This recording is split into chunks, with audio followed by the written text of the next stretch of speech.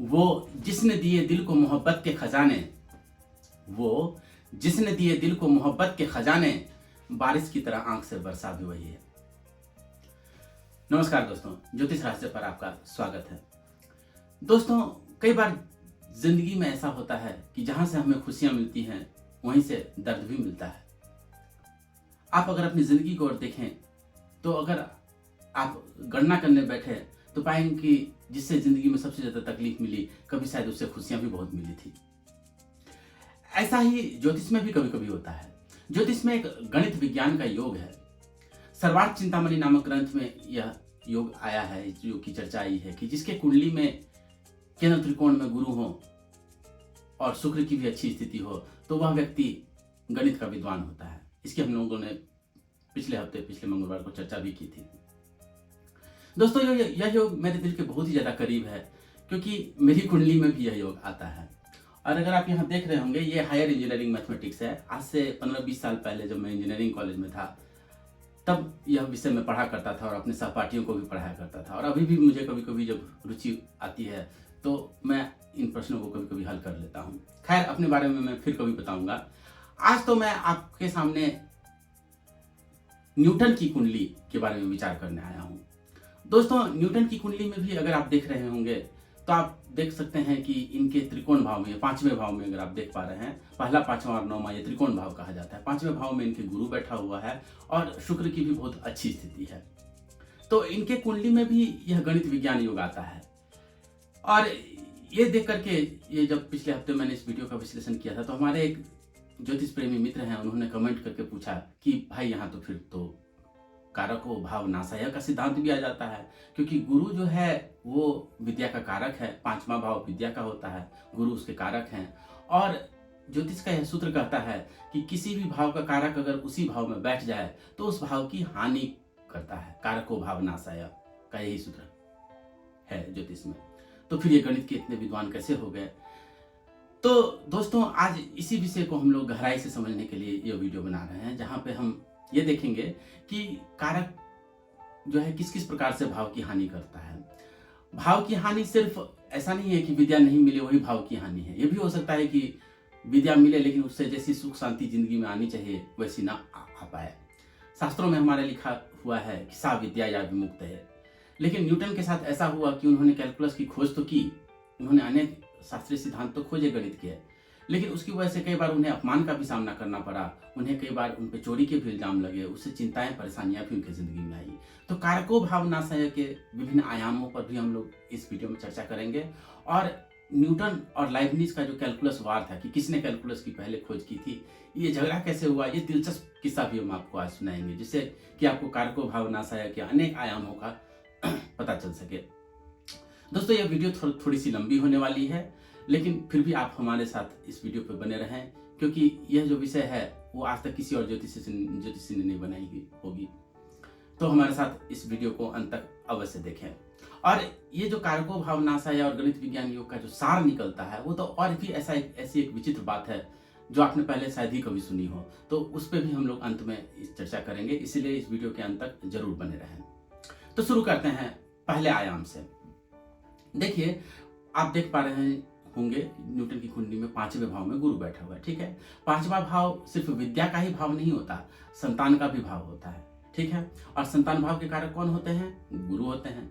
तो आप न्यूटन की कुंडली से और न्यूटन की जीवनी से जानते हैं कि उन्होंने कभी शादी ही नहीं की, संतान होने की तो बात ही नहीं है। तो ये कारको भाव नासाय हुआ कि नहीं हुआ कि उन्हें संतान, हाँ गणित के विद्वान हुए वो, लेकिन उन्हें संतान नहीं हुआ। ये कारको भाव नासाय का एक आयाम हुआ।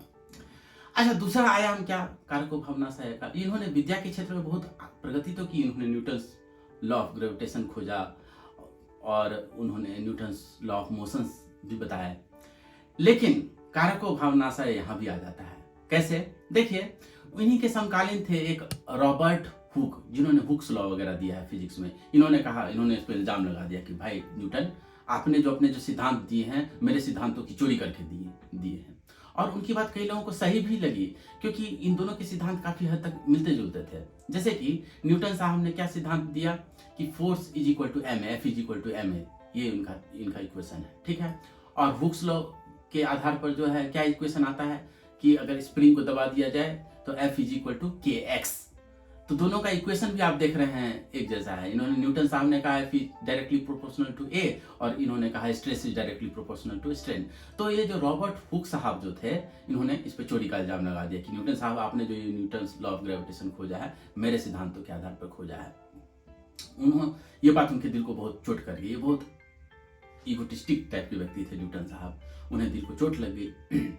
बाद में जाकर के ये साबित हो गया कि इन्होंने चोरी नहीं की थी, लेकिन इनके दिल को ऐसा धक्का लगा कि इन्होंने कहा कि छोड़ो, मैं फिजिक्स पे अब ज़्यादा रिसर्च नहीं करूंगा।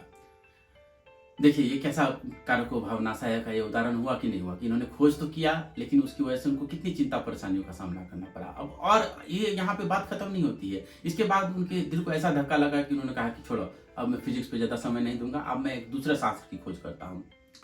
तो दूसरा शास्त्र जिसपे उन्होंने बहुत समय लगाया वो था एल्केमी, कीमिया। एल्केमी क्या कहता है? एक रसायन शास्त्र का एक विभाग माना जाता था उस समय। उसमें क्या चीज़ का अध्ययन किया जाता है कि ऐसी दवाई कैसे बना दिया जाए जिससे आदमी हमेशा जो है जवान ही रहे, अथवा ऐसा क्या द्रव डाल दिया जाए किसी साधारण से धातु पे, जैसे कि लोहे को ले लिया जाए और उस पर कोई केमिकल डाला जाए जिससे कि वो बन जाए सोना। इस प्रकार की चीज़ों की खोज होती थी, लेकिन ये संभव नहीं है, ये असंभव है। तो उन्होंने अपने जिंदगी के कई वर्ष जो है इस विद्या की खोज में बिताए, जो कि उनका प्रयास पूर्णतः निष्फल रहा। तो ये भी कारको भावनाशय का एक उदाहरण हुआ कि उन्होंने उस विद्या की खोज में समय लगाया जो कि सफल नहीं हो पाया उनकी खोज। और उसके बाद इनका और लाइबनिज का जो झगड़ा हुआ कि कैलकुलस की खोज किसने की है, ये तो बहुत ही दिलचस्प घटना है। ये घटना बहुत ही लंबी है, लेकिन फिर भी मैं चाहूँगा कि आप इस वीडियो को पूरा देखें, क्योंकि ये बातें आपको दुनिया में और कोई नहीं बता पाएगा, और शायद ही आपने इस वीडियो को इस तरह की बातें कभी और इतने विस्तार में सुनी हो। तो इन दोनों का जो कैलकुलस के लिए जो झगड़ा हुआ था, उसको जानने के लिए मैं पहले आपको थोड़ी बहुत लाइबनिज का थोड़ा सा परिचय दे दूं। दोस्तों आप ये देख रहे हैं, ये जो लाइबनिज साहब हैं, ये न्यूटन के समकालीन थे। इनके करीब 4 साल बाद जन्मे थे, और लेकिन उनसे बहुत 5-10 साल पहले भी उनका देहांत हो गया। तो लाइबनिज साहब बचपन से ही अनेक विषयों के विद्वान थे। न्यूटन के बारे में तो आप पहले से बहुत जानते हैं, लेकिन लाइबनिज के बारे में संभवतः आप अधिक नहीं जानते होंगे। उनके पिताजी ने एक घर में छोटा सा पुस्तकालय रखा था, और लाइबनिज को भी वहां आने दिया जाता था। और लाइबनिज बचपन से ही उन्होंने इतने सारे पुस्तकों का अध्ययन कर लिया कि कुछ कहा नहीं जा सकता है। वो अनेक विषयों के विद्वान थे, सिर्फ गणित के ही नहीं, वो दर्शन शास्त्र के भी विद्वान थे, वो सिंबॉलिक शास्त्र के सांकेतिक भाषा के भी विद्वान थे, वो इतिहास के भी विद्वान थे, वो पॉलिटिक्स के भी विद्वान थे, वो चाइनीज कल्चर के भी विद्वान थे, वो अनेक विषयों के विद्वान थे। तो गणित में भी इनकी बचपन से रुचि थी, लेकिन उन्होंने लिखा है कि एक समय ऐसा आया कि उन्हें लगा कि उन्हें एक ऐसे विशेष शिक्षक की मदद है जो गणित में उनकी पहुंच को आगे बढ़ा सके, क्योंकि उन्हें खुद से उतने सारे थ्योरम वगैरह पढ़ने में उनको उतनी रुचि नहीं थी। तो ये सरकार के जो है मुलाजिम थे उस समय, वहाँ के जो मोनार्क थे, वहाँ के जो राजा थे, उन्हें अपने सरकारी काम पे रखा था, और उसे पैसा, उन्हें तनख्वाह दी जाती थी, और जो काम कहा जाता था उन्हें करना पड़ता था लाइबनिज साहब को।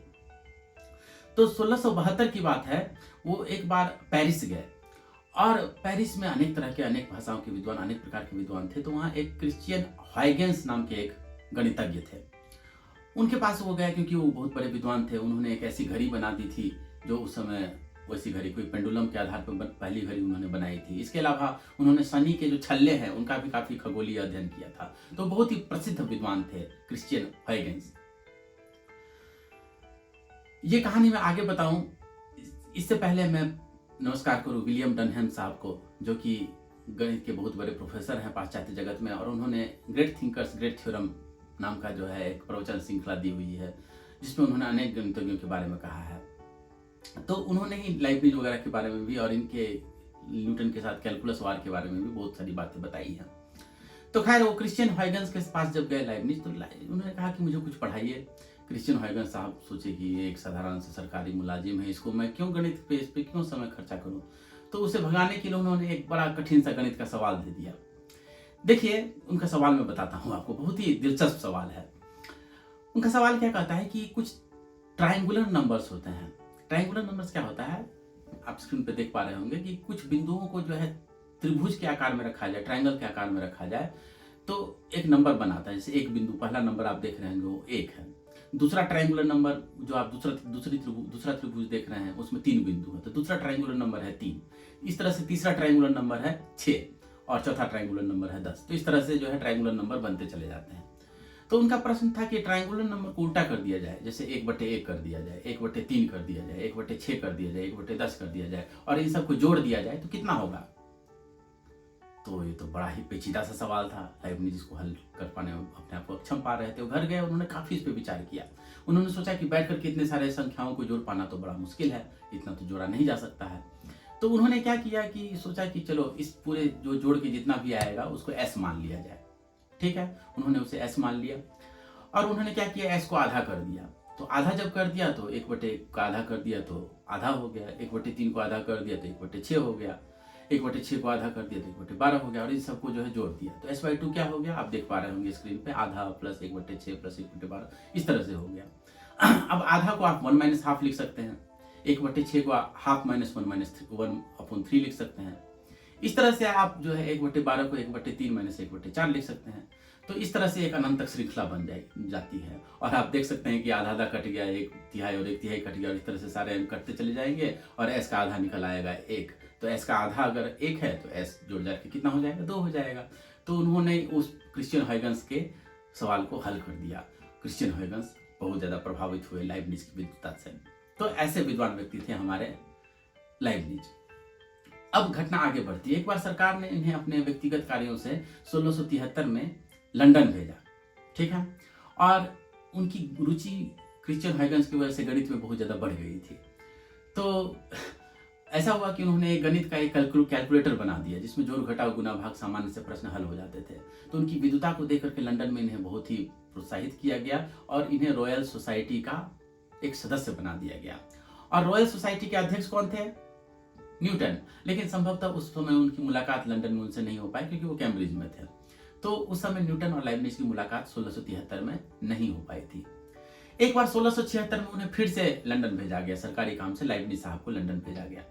तो उन्होंने लोगों से जाके पूछा कि गणित के क्षेत्र में अभी क्या क्या खोज चल रहे हैं, जरा मुझे भी बताएं। तो लोगों ने उन्हें कहा कि अरे अभी न्यूटन साहब जो हैं गणित के बहुत बड़े विद्वान हैं, उन्होंने देखे। और न्यूटन साहब कई सारे अपने पेपर्स को पब्लिश नहीं करवाते थे, उसे छपवाते नहीं थे, वो लोगों को बस देखने के लिए दे देते थे, ये बोल के कि इसे तुम चुराना मत। खैर, तो उन्होंने उन पेपर को देखा और उनकी क्या, उन्हें पता नहीं क्या हुआ क्या नहीं हुआ, उनके दिमाग में कहाँ से ये बात आ गई कि मुझे न्यूटन से बात करनी चाहिए। बस यहीं से उस झगड़े की शुरुआत हो जाती है। हाँ, बस यही वो पहला क्षण है। रामचरितमानस में एक पंक्ति आती है, तसीमति फिरी अहै जैसी भाभी। जैसा भविष्य में होने वाला था कैकेयी की वैसी बुद्धि फिर गई। शायद जो भविष्य में झगड़ा होने वाला है इनका कैलकुलस के विषय में न्यूटन के साथ, उसी के मद्देनजर जो है ऐसी बुद्धि उनकी फिर गई लाइबनिज साहब की। उन्होंने एक पत्र लिखा न्यूटन को और उन्होंने कहा कि मैं ऐसे लाइबनिज हूँ, मैं ऐसे ऐसे करता हूँ। और उन्होंने ये भी बताया कि मैंने गणित के क्षेत्र में ऐसे ऐसे काम किए हैं, इसी तरह की इन्फिनाइट सीरीज को हल किए हैं। तो उन्होंने कुछ कुछ बातें बताई। तो उसके जवाब में जो है न्यूटन ने भी जो है अपनी एक पत्र लिखा, उसे एपिस्टोला प्रायर कहा जाता है, पहला ज्ञान का विनिमय। उस पत्र में न्यूटन ने भी कुछ कुछ बातें बताई कि मैंने ऐसे खोज किए हैं, वैसे खोज किए हैं, लेकिन कैसे की ये सब बातें ज़्यादा विस्तार से नहीं बताई, छिपाते हुए बस बहुत गंभीर ढंग से एक पत्र लिखा उन्होंने। उसके जवाब में उन्होंने फिर से एक जवाब भेजा लाइबनिज साहब ने। उसके जवाब में फिर से न्यूटन ने जो है एक पत्र भेजा, इसको कहते हैं एपिस्टोला पोस्टेरियर। ये 1676 की बात है। उसके बाद न्यूटन ने कहा कि बस बहुत, कौन बैठ करके चिट्ठी लिखता रहे, और भी दुनिया में बहुत सारे काम है, बैठ करके चिट्ठी तो लिखना तो एक काम नहीं है ना। तो उन्होंने फिर चिट्ठी लिखना बंद कर दिया। 1676 की इस घटना के बाद फिर उन दोनों में कोई पत्र विनिमय नहीं हुआ। इस दौरान दोनों ने जो है गणित के क्षेत्र में बहुत प्रगति की और बहुत सारे काम किए।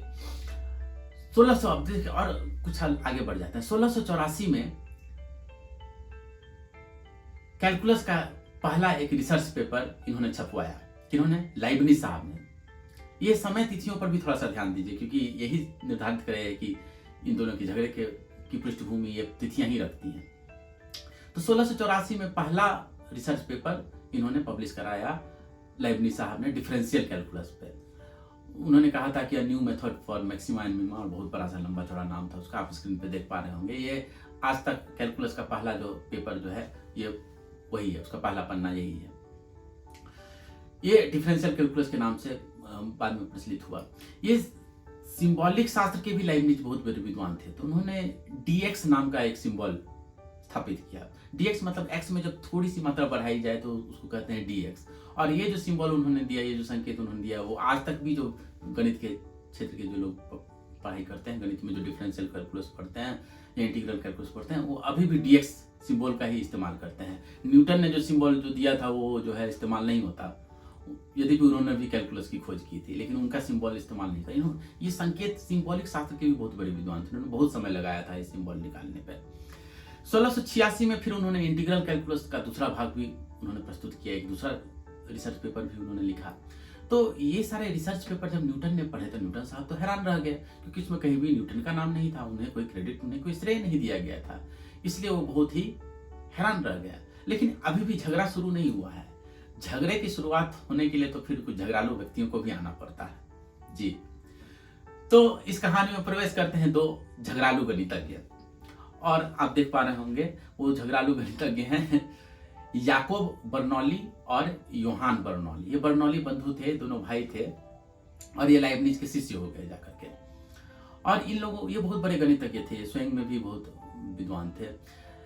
याकोब बर्नौली के बारे में थोड़ा सा मैं बता दूं कि इन्होंने कहा लाइबनिज साहब से कि आपने जो ये डिफरेंशियल कैलकुलस का नाम दिया है वो तो ठीक है, डिफरेंशियलस कैलकुलस, लेकिन ये जो दूसरा आपने जो नाम दिया है ना सुमेटोरियस कैलकुलस, वो ठीक नहीं, इंटीग्रल कैलकुलस दीजिए। और ये लाइबनिज साहब जी थे जिन्होंने समेशन को एस को जो है इंटीग्रल जैसा एक साइन बनाया, और आज भी इंटीग्रल कैलकुलस में वही साइन यूज होता है, न्यूटन का साइन प्रयोग नहीं होता है। तो इन्होंने याकोब बर्नौली ने ही दूसरा जो कैलकुलस था उसका नाम इंटीग्रल कैलकुलस रखा। और योहान बर्नौली भी बहुत बड़े गणितज्ञ थे, इन्होंने बर्नौली थ्योरम आदि बहुत कुछ, इन्होंने प्रोबेबिलिटी के क्षेत्र में भी इन लोगों ने बहुत काम किया है। ये दोनों कैसे झगड़ालू, ये ऐसा नहीं है कि दूसरों से झगड़ा करते रहते थे। कोई भी अगर ये बोल दे कि लाइबनिज साहब ने खोज नहीं की है कैलकुलस की, खोज तो न्यूटन ने की है, बस उसको तो बस इतना गाली देना शुरू कर देते थे कि फिर कहना मुश्किल है। वो बहुत झगड़ालू किस्म के व्यक्ति थे, और ऐसा नहीं है कि दूसरों से झगड़ते रहते थे, ये आपस में भी ये दोनों बर्नौली बंधु बहुत झगड़ालू थे। इसकी एक घटना मैं आपको बताता हूँ। 1691 की घटना है, 1691। ऐसा हुआ कि एक प्रश्न आता है, कैटेनरी का प्रॉब्लम आता है गणित के क्षेत्र में।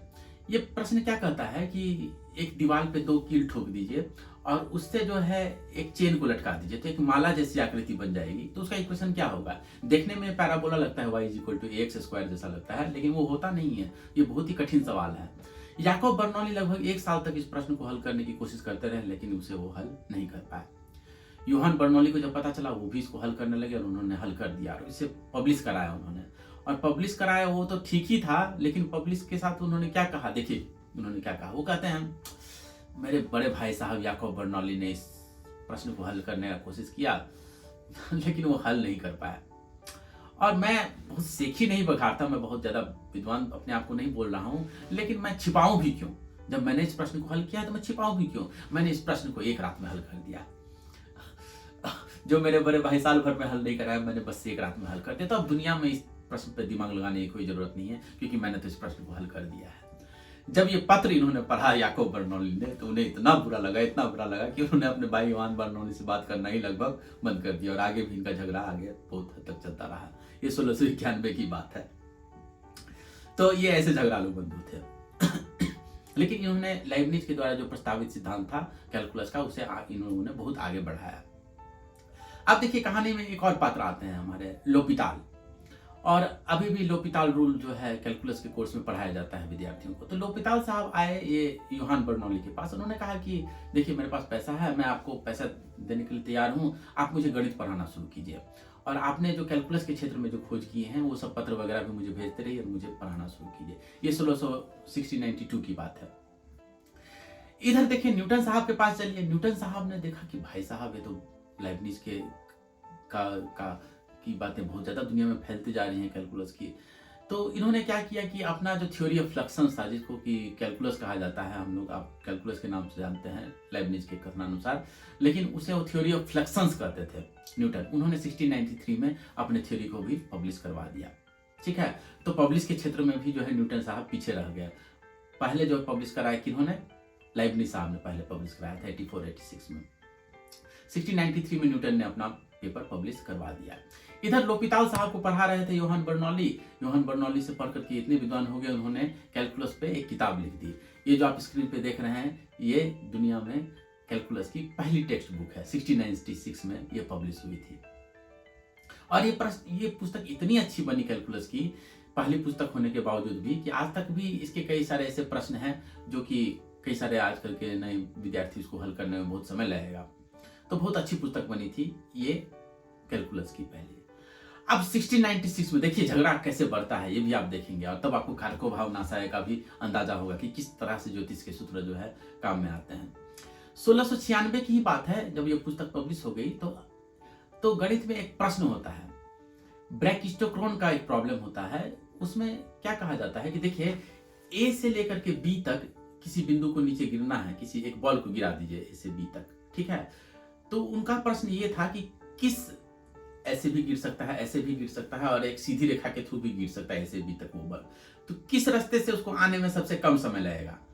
ध्यान से देखिए, यहाँ पे सबसे छोटी दूरी की बात नहीं की जा रही। सबसे छोटी दूरी तो वो स्ट्रेट लाइन होगा ऑब्वियसली, लेकिन स्ट्रेट लाइन से जो आएगी तो सबसे कम समय नहीं लगेगा। सबसे कम समय तो तब लगेगा कि जब यहीं से नीचे गिरा दिया जाता है, ताकि गुरुत्वाकर्षण के अधीन गिरे और जल्दी से यहाँ पहुंच जाए। तो ये प्रश्न उन्होंने जो है योहान बर्नौली ने सॉल्व कर दिया 1696 में, और इंटरनेट पे तो नहीं, जर्नल वगैरह में उन्होंने पब्लिश करा दिया कि जो भी इस प्रश्न को हल कर देगा, उस कर्व का जो इक्वेशन निकाल के दे देगा, उसको मैं समझ जाऊंगा कि बहुत बड़ा विद्वान है। और उन्होंने समय दिया 1696 के दिसंबर तक इस प्रश्न को हल करके भेज देना है, ठीक है। पूरा साल बीत गया, सिर्फ एक ही हल आ पाया, किसका? लाइबनिज साहब ने उस प्रश्न को हल कर दिया, और दुनिया में कोई उसे हल नहीं कर पाया। लाइबनिज साहब ने कहा, देखिए आपका प्रश्न तो बहुत अच्छा है योहान बर्नौली, लेकिन आप ऐसा कीजिए कि लोगों को थोड़ा सा और समय दीजिए। तो उसने कहा ठीक है। उन्होंने अप्रैल तक, ईस्टर तक का समय दे दिया। 1697 की ईस्टर तक का समय और दे दिया योहान बर्नौली ने कि जो भी इस प्रश्न को हल करके दे देगा मैं उसको मान जाऊंगा। लेकिन इतना ही करते तो एक बात थी, उन्होंने जो है जर्नल में एक बात और लिखवा दी। क्या लिखवा दिया उन्होंने? कुछ लोग तो कहते हैं कि अपने आप को कि गणित की मैं बहुत बड़ा विद्वान हूँ, और वो कहते हैं कि उन्हें ऐसे ऐसे सिद्धांत मालूम है जो दुनिया में किसी और को पता ही नहीं है, जबकि कि दूसरे लोग इसको छपवा चुके हैं, फिर भी वो अपने आप को बहुत बड़ा काबिल समझते हैं, और वो भी इस प्रश्न को अभी तक हल नहीं कर पाए हैं। ये भी उन्होंने जर्नल में छपवा दिया। अब ये किस पे कटाक्ष किया जा रहा है? न्यूटन पे। न्यूटन ही कहते थे कि मेरा चीज है, और ये इन लोगों ने लाइबनिज साहब ने चुरा लिया। तो न्यूटन साहब पे ही एक कटाक्ष था। वो कटिंग भी जो है एक पत्र के साथ जो है योहान बर्नौली ने न्यूटन के पास भेज दिया। अब न्यूटन जो है इस सवाल से जो है सवाल को अनदेखा नहीं कर सकते हैं। न्यूटन के पास वो पत्र आया, न्यूटन देखे तो उनको बहुत बुरा लगा कि इन्हें इस प्रकार से उन्हें चैलेंज किया जा रहा है। तो वो अपने कार्यशाला से आए ही थे शाम के 4 बजे, वो उस प्रश्न को लेकर के बैठ गए। सारी रात उन्होंने उस प्रश्न को हल किया, और सुबह 4 बजे तक उस प्रश्न को हल कर दिया। तो अब इस प्रश्न को किस किस ने हल किया था? 1697 की बात देखा जाए, ईस्टर के समय में चल के देखा जाए, तो सबसे पहला हल आया था ऑब्वियसली लाइबनिज का आया था, उन्होंने हल कर दिया था। योहान बर्नौली तो खुद हल कर ही चुके थे। इनके भाई याकोब बर्नौली ये तीसरे व्यक्ति थे जिन्होंने इस प्रश्न को हल किया था, और इनका शिष्य जो था लोपिटाल, उन्होंने भी इस प्रश्न को हल कर दिया था। लेकिन इसके अलावा भी एक अज्ञात पत्र आया था जिसमें कि इसका सॉल्यूशन लिखा हुआ था। तो योहान बर्नौली ने कहा कि मैंने जो है शेर को उसके पंजों से पहचान लिया है, अर्थात वो पहचान गए कि हाँ ये न्यूटन ही हो सकते हैं जो कैम्ब्रिज से जो है जिन्होंने प्रश्न को हल करके भेजा है। लेकिन जब न्यूटन को इस बात का पता चला तो न्यूटन खुश नहीं हुए। न्यूटन थोड़े नकचरा तरह के इंसान थे, वो बहुत प्रसन्न नहीं होते थे, उन्हें मुस्कुराते हुए शायद ही किसी ने कभी देखा हो। तो इन बातों से वो प्रसन्न नहीं हुए, और उन्होंने कहा कि मैं गणित के मामलों में लोगों से, विदेशियों से परखा जाना पसंद नहीं करता हूँ। बहुत रूड सा उन्होंने जवाब दिया था। इसके बाद जो है इन दोनों का झगड़ा बहुत ज्यादा बढ़ गया, लाइबनिज और न्यूटन के बीच में। 1708 की बात है। 1708 में रॉयल सोसाइटी का एक मैगजीन पब्लिश हुआ, और उसमें लिखा हुआ था कि थ्योरी ऑफ इन्फ्लेक्शन, जिसकी खोज न्यूटन साहब ने की थी, जिसे बाद में किसी और नाम से लाइबनिज ने अपने नाम से पब्लिश करवा लिया, ऐसा लेख रॉयल सोसाइटी के मैगजीन में पब्लिश हुआ। अब रॉयल सोसाइटी के अध्यक्ष कौन थे? न्यूटन। तो ये किसने पब्लिश कराया होगा? न्यूटन ने पब्लिश कराया। यहाँ पे साफ शब्दों में लिख दिया गया था कि मेरे न्यूटन साहब के सिद्धांतों को चोरी कर लिया गया लाइबनिज के द्वारा। 1708 में जब लाइबनिज ने पढ़ा तो लाइबनिज तो हैरान रह गया, क्योंकि इन्होंने कैलकुलस की खोज अपने बलबूते पे की थी। तो इन्हें बहुत बुरा लगा। उन्होंने रॉयल सोसाइटी को एक पत्र लिखा कि ये क्या कह रहे हो भाई, मैंने चोरी कर लिया, मैंने कोई चोरी नहीं की, इस विषय में छानबीन की जाए और मैं चाहता हूँ कि मेरा नाम जो है इन सब अपमान से मेरा नाम को मुक्त किया जाए। बहुत ही गलत निर्णय था। क्यों? क्योंकि रॉयल सोसाइटी का अध्यक्ष कौन थे? न्यूटन। तो खोजबीन का पक्ष किसके पक्ष में जाएगा? निष्कर्ष न्यूटन के पक्ष में।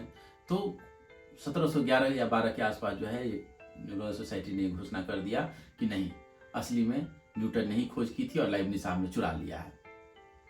इसकी बात उन्हें और बुरा लग गया। 1713 में उन्होंने फिर से एक लेख प्रकाशित करवाया लाइब्निज साहब ने। उन्होंने कहा कि अच्छा जी न्यूटन जी, लगता है आपको अपने खोज के बारे में तभी पता चला जब आपने मेरा पेपर पढ़ा, उससे पहले आपको खुद अपने खोज के बारे में पता नहीं था। ऐसा उन्होंने पब्लिश कराया। 1714 में फिर से उन्होंने ये पब्लिश कराया कि आप जब इतना बड़ा विद्वान है और आपको ऐसा लगता है कि आपने जो है कैलकुलस की खोज कर दी, तो उसकी वजह से कहाँ कोई प्रश्न हल हो पाया है। मेरे शिष्यों ने देखिए कैलकुलस पे एक पुस्तक लिख दी 1696 में, और वो उससे इतने सारे प्रश्न हल हो जाते हैं। आपके थ्योरी से तो किसी ने कोई प्रश्न हल नहीं किया। लेकिन 1716 में उनकी मौत हो गई और इन दोनों का झगड़ा कि कैलकुलस की खोज किसने की थी, यह अधूरा ही रह गया। हालांकि जब आधुनिक विद्वान जब लोगों ने जब इसकी खोज करनी शुरू की, तो पता चलता है कि दोनों को ही श्रेय मिलना चाहिए इसका। दोनों ने स्वतंत्र रूप से कैलकुलस की खोज की थी। प्रकाशित पहले लाइब्निज ने करवाया। जो नोटेशन उन्होंने दिया वो इतना सुंदर था कि वही नोटेशन आज भी यूज होता है। उनके जो टर्म थे वो भी आज भी वैसे ही यूज होते हैं। लाइब्निज को अधिक श्रेय मिलता है, न्यूटन को कम मिलता है, लेकिन दोनों ने इसकी स्वतंत्र रूप से खोज की थी। तो दोस्तों, आपने देखा कि विद्या से जीवन में शांति आनी चाहिए, लेकिन इनके पंचम भाव में, न्यूटन के पंचम भाव में गुरु बैठा हुआ है। उसकी वजह से कारको भाव नाशाय का भी सिद्धांत यहाँ लागू होता है, और इसकी वजह से उन्हें कितनी चिंता, कितनी परेशानी, कितना अपमान का सामना करना पड़ा, ये आपने इस घटना से देखा। तो ये कारको भाव नाशाय के विभिन्न आयाम हैं। कारको भाव नाशाय का ये मतलब नहीं होता कि उन्हें विद्या मिली ही नहीं। हाँ ठीक है, वो एल्केमी के क्षेत्र में वो भी एक अर्थ सही है कि विद्या के लिए प्रयास किया, उन्हें नहीं मिल पाई।